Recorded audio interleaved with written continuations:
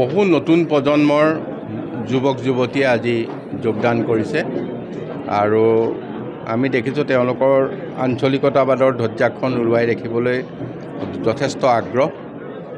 তেওঁলোকক আমি অসম গণ পৰিষদ দলৰ পৰিয়াললৈ আদৰণি জনাইছোঁ আৰু তেওঁলোকৰ অভিজ্ঞতাই আৰু কৰ্মদক্ষতাই দলটোক বহু আগুৱাই নিব বুলি আশা কৰিছোঁ। আৰু এটা কোৱেশ্যন আছিলে যে আজিৰ ছাত্ৰ কাইলৈ দেশৰ ভৱিষ্যত।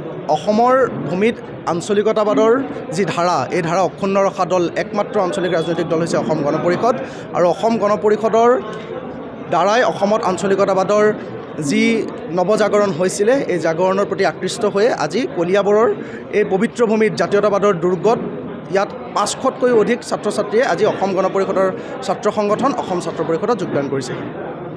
অসম গণ পৰিষদৰ কলিয়াবৰ বিধান পৰিষদৰ মুখ্য কাৰ্যালয়ত আজি আয়োজন কৰা এই যোগদান কাৰ্যসূচীত আমি অসম গণ পৰিষদ দলত যোগদান কৰিছোঁ। ইয়াৰ লগে লগে কলিয়াবৰৰ বিভিন্ন প্ৰান্তৰ বিভিন্ন সামাজিক সাংস্কৃতিক অনুষ্ঠানৰ লগত জড়িত থকা ব্যক্তিসকল ছাত্ৰ ছাত্ৰীসকলে ইয়াত যোগদান কৰিছে। কলিয়াবৰৰ সমাজ জীৱনত কলিয়াবৰৰ গাঁৱে ভূঞে বাটে ঘাটে যি উন্নয়ন হৈছে, সেই উন্নয়নত আমাৰ সন্মানীয় বিধায়ক কেশৱ মহন্ত ডাঙৰীয়াৰ নেতৃত্বত বৰ্তমান সময়ত আমাৰ যি উন্নয়ন হৈছে, সেই উন্নয়নৰ যাত্ৰাত আমিও সাৰথী হিচাপে এই দলটোত যোগদান কৰিছোঁ আৰু অনাগত দিনত আমি তেখেতৰ নেতৃত্বত আৰু ভৱিষ্যতৰ দিনতো যাতে কলিয়াবৰৰ আৰু সামগ্ৰিক উন্নয়ন হয় তাৰ দিশত চিন্তা ৰাখি আমি যোগদান কৰিছোঁ।